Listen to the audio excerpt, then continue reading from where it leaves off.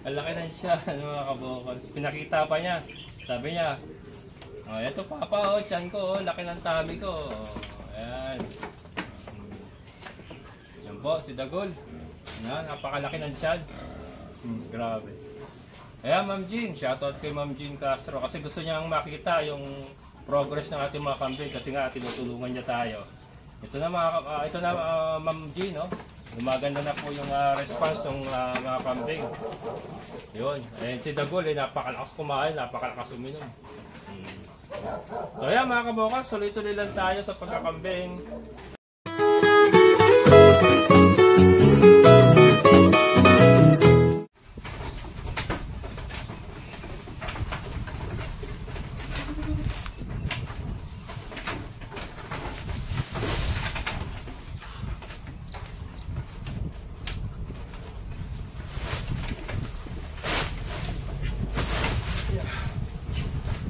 Hello mga kabokals. Nandito naman tayo sa ating kambingan. Ayan. Sakati tayo ng pagkain nila. So again, hindi pa rin natin sila pinalalabas.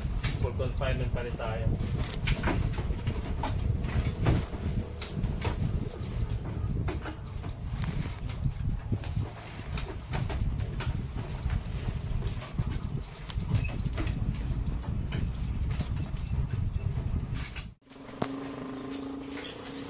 Sila.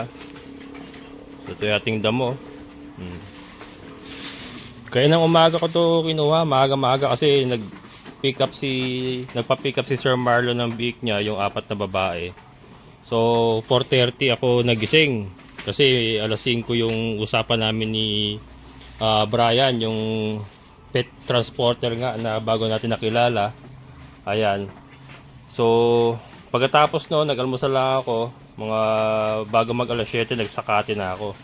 Kaya ano, basa-basa pa to kanina. Binilad ko muna, Tapos yung isa nandoon sa may sa may bakanting kulungan ng baboy. Sakto yung bukas, tuyo na yon. Tuyo na yung bukas. So yan. Yan mga kabukas ang ating damong ipinapakain sa kanila. Hindi man natin magawa yung unlimited, pero marami na rin naman tayo na ibibigay. And ayan yung ating mga alaga. Yan. Si Tisay nga, ayan no. Umpisa pa lang ang pagkain niya, pero yung kanyang tiyan alasado na. Yung dalawang native natin, malakas din kumain. Si Bambi, ayan, mamaya ipapakita ni Bambi ang kanyang tummy mamaya mga kabokals. Yan, tignan nyo yung tummy niya ngayon mga kabokals. Mamaya papakita namin yung tummy niya kung gaano kalaki. Yung dalawa ganun din. Saka si Tisay, malaki din ang tummy. Lalo na to mga kabokals, yung hari. Ayan. So mamaya ipapakita niya yung tummy niya. Ngayon ayan ang itsura ng tummy niya ngayon mga kabokals ha. Pakatitigan nyo. Mamaya magic. At ayan, napakaraming kinakain ni Dagol mga kabokals. Pinalalaki ko sa Dagol. Pinalalaki ko, binabalik ko kanyang dating alindog mga kabokals. Kaya talagang full pack yung kanyang pagkain. Yung kanyang rasyon talagang full blast na tayo kay Dagol. Para maibalik natin yung dati niyang alindog. Ayan, and then mamaya magpapainom tayo ng molasses at asin. Tingnan natin kung iinumin nila. Iinumin kaya nila mga kabokals. Si Dagol. Yan, titignan natin kung gaano kalakas uminom si Dagol ng molasses at asin. And then nga po sa mga nakasubaybay sa akin, may programa po tayong sinusunod sa tulong ni Ma'am Jean Castro, Leonardo. Yan, shout out ma'am, thank you po. Pinadalan nga po tayo ng mga vitamins at gamot. Purga na po tayo ng oral. Yung albendazole ba yun? Oo. Tapos after 15 days, nagturok tayo ng ivermectin. May mga kasabay pong vitamins yun sinasabayan po natin ng B-complex at saka ng iron at DCM. So yun, binabalik natin ng ganda ng ating mga kambing, lalo na itong batch nila Dagol at saka ni Tisay. Pati na rin yung native, titignan natin kung gaano gaganda ang native pagka naalagaan sa tamang programa gamit po ang mga bitamina at yung pagpupurga. And syempre yung maramihang pagpapakain. Yan. Hindi nga lang po tayo nagpipid sa damo lang po tayo sa mga legombre, saka forages. Ayan. Pag ready na yung Madre de Agua natin, pag marami na rin, yun, mas gusto nila yung Madre de Agua. Yung makakatulong din po yun. Pero sa ngayon na hindi naman unlimited, abundant supply ng damo. Ayan, yun ang ginagawa natin. Ngayon pa lang maumbok na yun siya ni Dagul. So again, nag-umpisa pa lang kumain niya mga kabokals. So, mamaya ipapakita niya yung kanyang tummy mga kabokals. Abangan nyo. Itong dalawa na to, yan, mamaya ipapakita din yung kanilang mga tummy. Hindi ko nga sila pinawawalan muna. Siguro sa tag-init na tayo magpapaalpas. Ngayon, hindi muna tayo magpapakawala. Mga siguro January, medyo na yun, mainit-init na yun. March, kung December, maaraw-araw, hindi na masyado nag-uulan yan. Pwede na tayong magpaalpas. Pero sa ngayon, full confinement muna tayo. And then yung kinukondisyon nga natin itong mga inahin natin. Mga inahin lahat yan. Si Snow, pwede na rin yan pagka konting kondisyon na lang yan po, pwede na rin yan. So ang goal ko, may kondisyon sila. And then kung di man sabay-sabay ay sunod-sunod sila mapalandiin or maglandi, pabulugan, ayan, sabay-sabay sila or sunod-sunod silang pabulugan para sunod-sunod din yung anak. And yan, biglang dami yung ating kambing sigurado. Ito si Snow na rin to, konti na lang to konti na lang to po, pwede na rin to pero sa ngayon hindi pa, mga ilang buwan pa siguro. Yung nanay niya pwede na. Kaya kailangan may kondisyon natin yung nanay. Bambi mga kabokals, alsado na yun siya lakas kumain ni Bambi, takaw. Muntik mamatay mga kabokals, subuti na agapan ko. Well, sa tulong na rin ni Ma'am Jean nga yung mga advice sa atin. Pinainitan natin, nilagay natin yan sa painitan na may ilaw. Kasabay ng mga gamot, medication, saka vitamins. So yun, hindi na makatayo yan mga kabokals. Kung napanood nyo, hindi na makatayo yan. Yung sa mga bago sa channel ko. Kala ko matitegi bells na kasi yung anak niya, saka yung anak ni Tisay na tegi bells, parehas po nangyari. Nagtai muna, tapos parang hindi na makatayo. Hanggang sa namatay na. Yun. So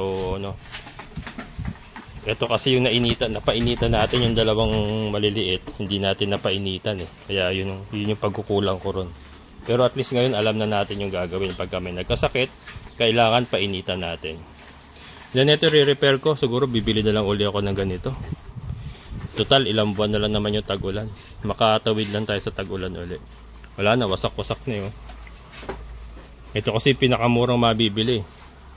Yung tarpaulin medyo pricey din.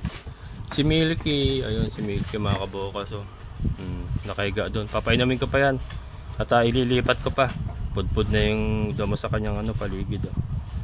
Ilipat ko siguro dito na lang. Ayun dito. Pababaan. Ay totoo pwede dito. Bababa lang naman natin yan.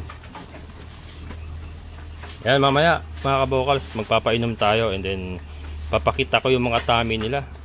Kung gaano kalalaki mamaya. Ubus na yan mamaya. Maglalaho yan mamaya. Ang damo na yan. Puntahan natin si Milky mga kabokals. Ba may kaagaw si Milky sa damo mga kambing ni Tata Pabling. Ito babae ayun lalaki.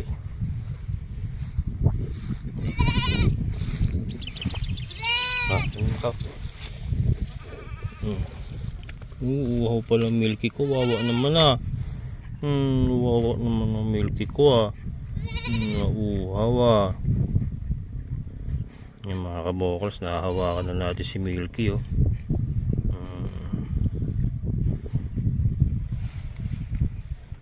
lipat kita dun, Yan, ilipat natin doon mga kabokals. Pero meron pa naman.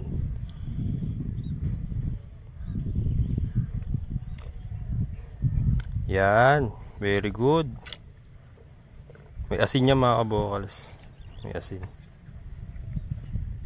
Painom na ako ng maaga kasi parang nagdidilim na naman yung kalangitan. Ayan. Baka umulan. Pag umulan kasi hindi naiinom to eh.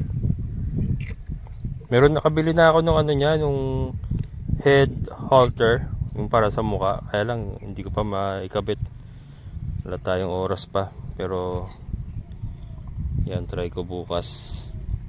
Kaya lang magiging busy tayo mga kabokals kasi magpapa-admit na si partner sa ano, sa National Kidney. So syempre kailangan pumunta-punta rin ako doon. Although meron siyang kukontratahin na ano, na makakasama niya na taga sa kanila.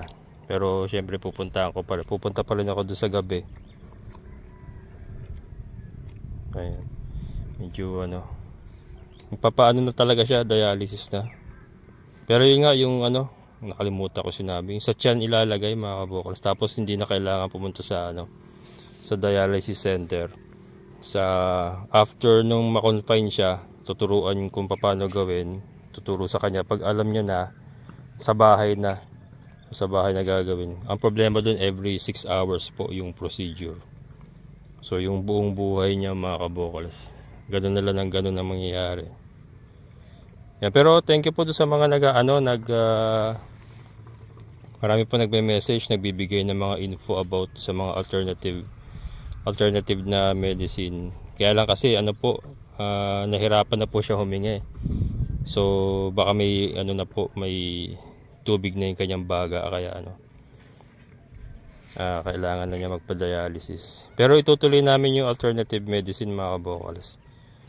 Kahit nagda-dialysis na siya, itutuloy pa rin namin yung alternative medicines. Ayan. Yung laban lang, nakakapagod, yes, pero hindi tayo pwedeng panghinaan eh. Hindi ko rin pwede ipakita sa kanya na pinanghihinaan ako at lalong malulugmok. Kailangan malakas pa rin. Aba, ang amo na ng milky ko ah. Ang amo na ng milky ko ah. Kabit na natin yung halter mo. Ha? O kabit na natin yung halter mo. Ang amo na ng milky ko. Ang amo na ng milky ko. Hindi ko na magawa yung ano mo. Yung tawag dito. Yun yung ano niya. Yung quadra. Hindi ko na magawa. Sorry. Pero ano, nililipat-lipat na lang natin siya. Ang amo na ng milky ko. Ang galing. Ang galing. Ang inom pa. Umbusin mo yan.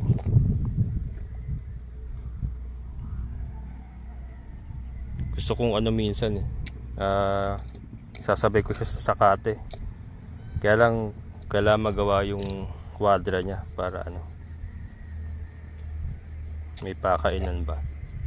Pero iba, nakita ko yung iba magbabaka binabagsak lang sa lupa, kaya lang hindi naman kinakain lahat, sayang lang.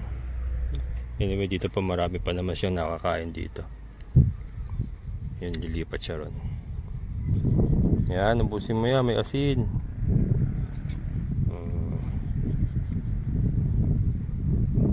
Yan si Milky mga kabokals. At maamo na ang Milky ko. Ang galing.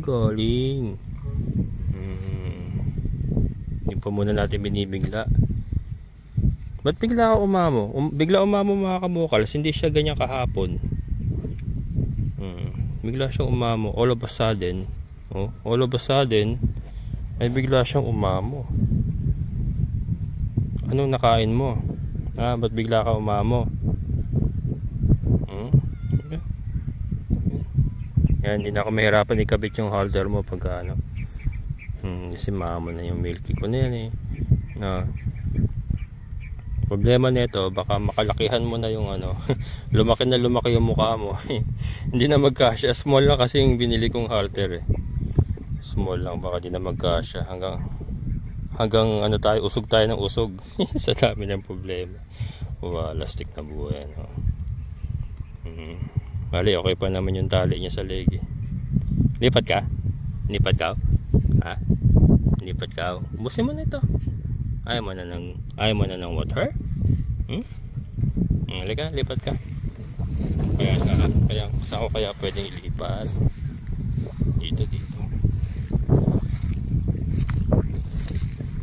Ayan, dito mga kabukals. Usuglan natin dito.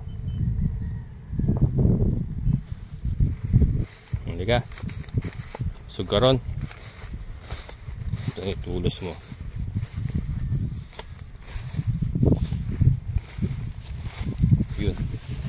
Ayun. Yan, ito lang yung pantulos natin mga kabukals. Halika. Dali. Sumusunod yan mga kabukals. Dali, sunod sa papa. Sunod kay papa. Sumusunod yan mga kabukals. Ang galing. Ito ka.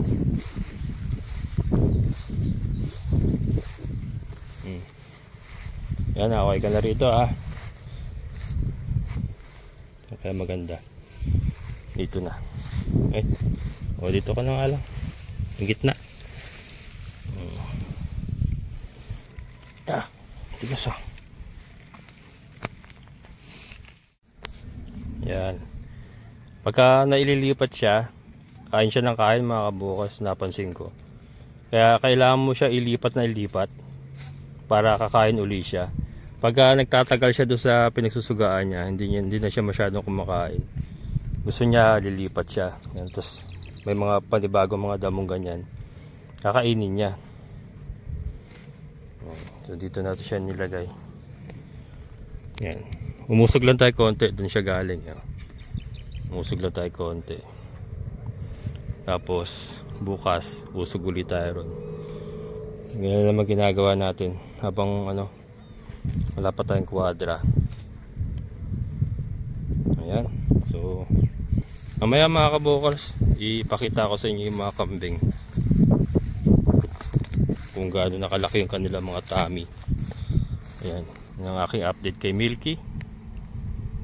Hindi naman masyado mainit at medyo nagdidilim na yung langit. Pero sa tag-init siguro kailangan talaga may kwadra siya na silungan para nakakaawa din na expose siya sa sobrang init. Although ang baka naman matibay talaga sa init. Sa init po talaga matibay yan. Ang kalabaw naman sa ulan naman. Sa ulan. Ang kalabaw naman mahina sa init. Matitegi bells pagka ibinilad mo sa init. Ayan. Ayan mga kabukals, magandang hapon. So ito molasses. Lalagay natin sa painom ng ating mga kambing. Huwag masyado kasi pag sumobra mapait.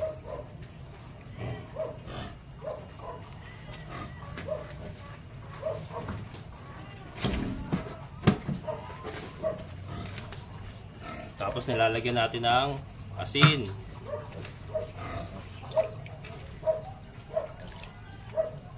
Yan. Haluin.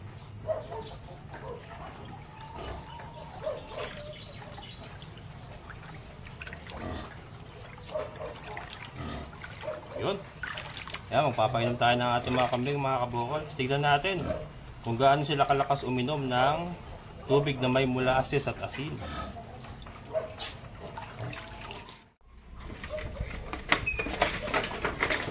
Yan o, sumasalubong na kaagad mga kabukal.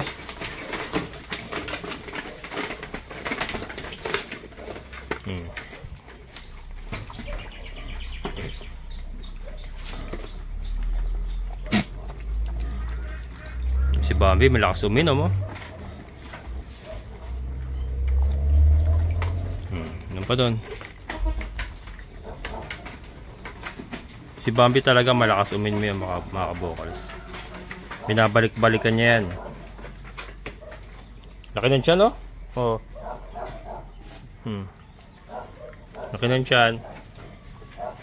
Dami nakain.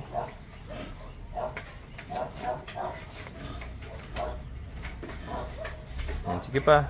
Inom pa. Ito pa yung damo nila, oh.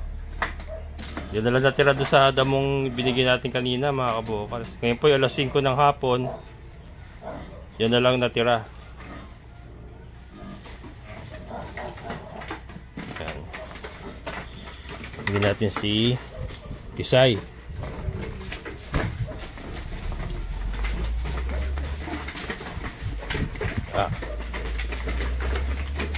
Si Tisay, laki rin ng tiyan, oh.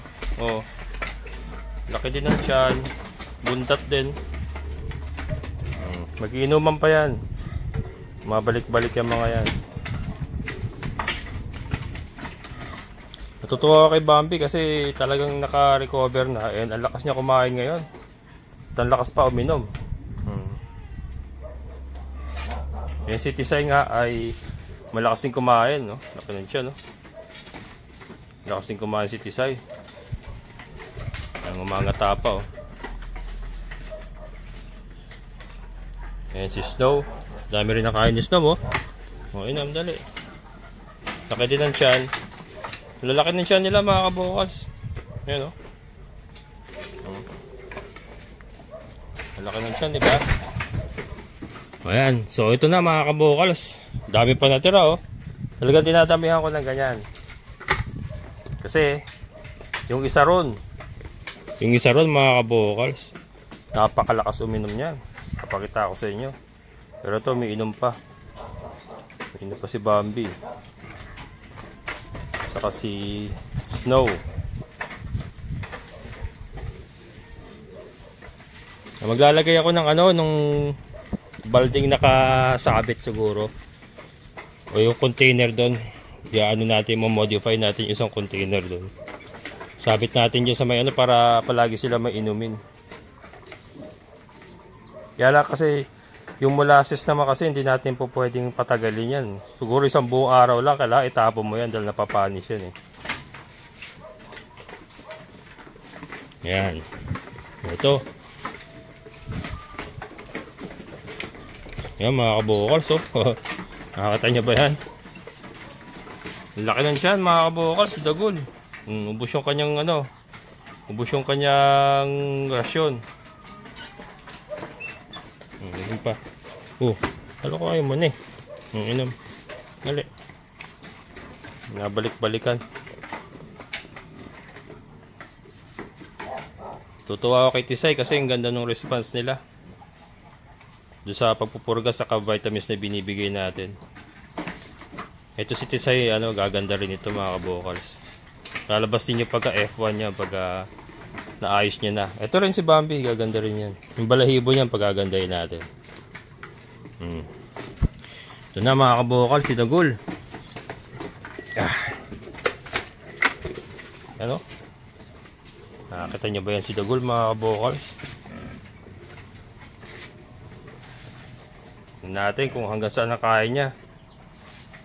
Dami pa niya, mga kabukals, oh. Dagol.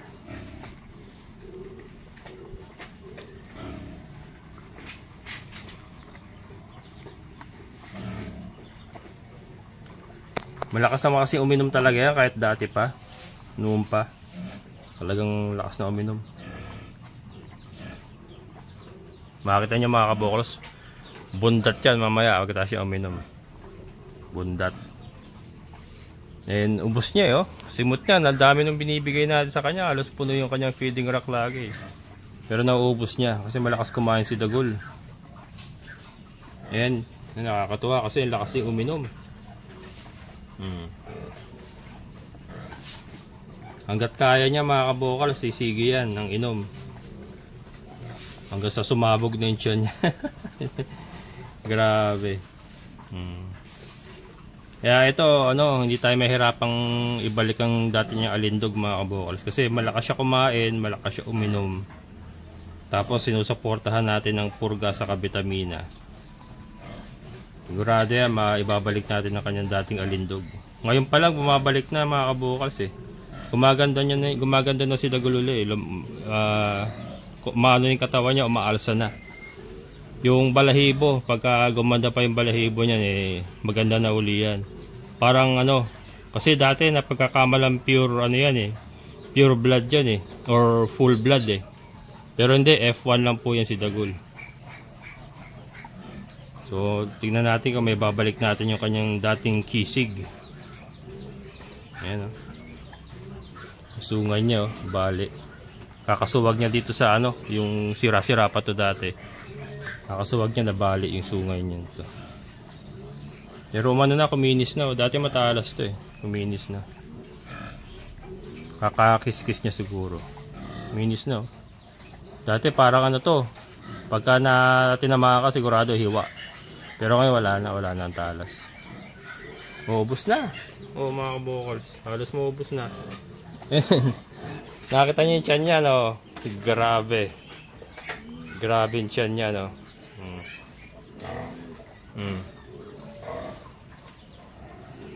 Yan si Dagul mga kabukals. O di ba? Ano sinabi ng full blood kay Dagul? Ayan. Sisigi pa yan mga kabukals. So yung maganda iniinom niya. Maganda yung ganyan, malakas siya uminom ng ganyan kasi may molasses sa asin. So tumutulong yan sa pagpapataba sa kanya. And malakas pa siya kumain ng damo. Ayan. Kaya pag lumaki siya, mahirapan yung dalawang native. Masyado mabigat si Dagul. Pero titibay naman ang paa niya kasi kasabay yung paglakas ng katawan niya, sasabay yun eh. Ayun oh. Ano? Ayun na. Oh, nakita niyo dyan mga kabukals. Grabe, laki ng tiyan. Ito na lang natira oh. Oh, yun na lang natira mga kabukals oh. Sige pa yan. Oh, sige. Manata mo. Busin mo. Hindi na. Oh, baka sumuka ka na. Baka sumuka ka na. Tama na, baka sumuka na.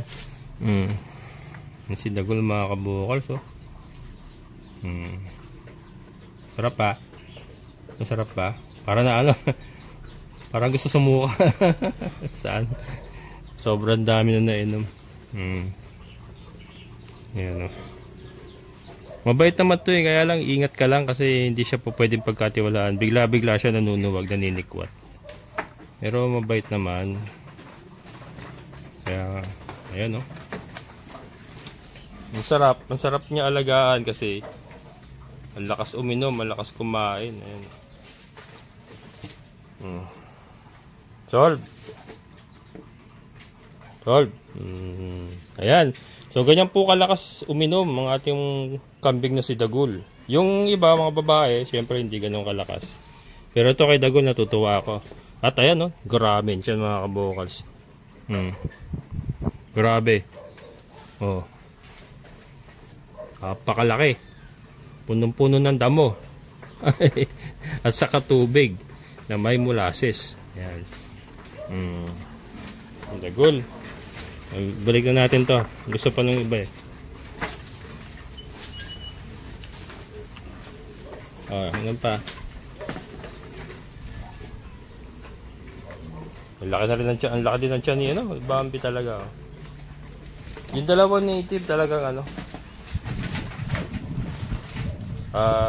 Malaki din ang tiyan. Laki din ang tiyan yun. Ito si Snow, laki din yun. Bambi. Laki din. Ayos din mga kabukals. So may isang sako pa sila doon para bukas. Continuous lang pagsasakatin natin. Tsatsagayin ko hanggang matapos ito tag-ulan. Pagka tag-init na, ayan, pwede na silang palabasin. Ayan gagawin natin. So yan po mga kabukals. Yan po ang aking may babahagi sa inyo for today. Patungkol sa ating mga kambing. Looking good. Nag-i-improve na po. Nakikitaan ko na ng improvement. And si Bambi ay fully recovered na at napakatakaw. Ayan. Ganun pa siya. Yan pa siya. Ayan, ito si Dagul, syempre. Talagang nakakatuwa. Nakakatuwa si Dagul, mga kabokals. Talagang ano, sulit. Kasi yung ganong ano lang, mga kabokals, yung ganong response ng kambing, yung lakas niya kumain, lakas niya uminom. Ang sarap na eh. Masarap na sa pakiramdam eh. Diba? Doon pa lang may pakonsuelo na tayo kay Dagul, nakakawala na ng stress. Yan, so pararamihin nga natin ang lahi ni Dagul. Mapanative man o inahin. Basta si Dagul ay ano, ito talaga ang gagamitin nating ganador or ano, pang breed. Yan. Boljak na boljak. Boljak na boljak. Ayan, mga kabokals. Nakita niyo naman si Dagul. Napakalaki. Oh. Nakita niyo ba ako, mga kabokals, kung gaano kalaki si Dagul? Oh. Kaya sulit. Sulit. Yan ano. Lakas kumain. So may babalik natin, mga kabokals, siguro mga isang buwan. Isang buwan, 1 month from now. Babalik ang kanyang dating alindog, mga kabokals. Si Dagul, nasaksakan ng tikas. Ayan. Mabait naman siya, kaya lang, yung nga lang, kailangan alerto. Meron siyang ugali talaga na ano, na ninikot. Pero napansin ko, ito lately, parang nabawasan na yung kanyang pag-agresibo. Siguro dahil tumatanda na. Hindi na siya ganun ka-agresibo. Kasi hindi na siya naninira eh. Ito, hindi ko alam kung hindi niya na kayang sirain. Pero hindi ko na siya naririnig na sinusuwag niya. Kasi dati, sinusuwag niya yan. Talagang niraram niya ng niraram hanggang sa masira. Pero ngayon hindi ko naririnig yun eh. Tahimik siya. Ayan, si Dagul, mga kabokals. So, laki. Ang laki na siya, mga kabokals. Pinakita pa niya. Sabi niya, oh, eto papa, oh, tiyan ko, oh, laki ng tummy ko. Ayan. Yan po, si Dagul. Ayan, napakalaki ng tiyan. Grabe. Ayan, Ma'am Jean, shoutout kay Ma'am Jean Castro kasi gusto niyang makita yung progress ng ating mga kambing kasi nga tinutulungan niya tayo. Ito na Ma'am Jean, no? Gumaganda na po yung response ng mga kambing. Yun. Ayan si Dagul, napakalakas kumain, napakalakas uminom. So ayan, mga kabokals, tuloy-tuloy lang tayo sa pagkakambing. Medyo nagagamay ko na. Nakukuha ko ng mga technique para mas lalo nating maalagaan natin mga kambing.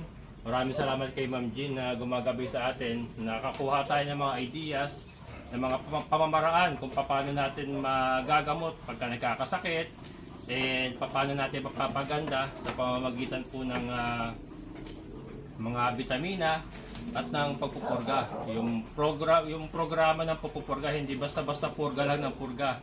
Yun nga, albendazole oral, and then sinusundan natin ng ivermectin para sa external parasites. So ayun, Dagul.